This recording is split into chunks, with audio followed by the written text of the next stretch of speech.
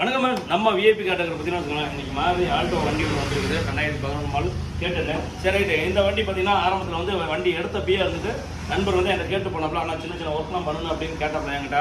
சரிங்க நேரில் வாங்கினா நேரில் வந்தாப்புல என்னென்ன ஒர்க்குன்னு சொன்னாப்புல, அந்த ஒர்க்கெலாம் வந்து சரி பண்ணிக்கலாங்க அப்படின்னா, சரி நான் கொஞ்சம் அமௌண்ட் ரெடி பண்ணிட்டு வரேன் பண்ணிக்கலாம் அப்படின்னாப்புல, ஒன்றும் பிரச்சனை வாங்க அப்படின்னு சொல்லி சிறுக சிறுக பண்ணுங்கண்ணா. அதே மாதிரி வந்து வண்டி இப்போ நமக்கு வந்துருக்குது.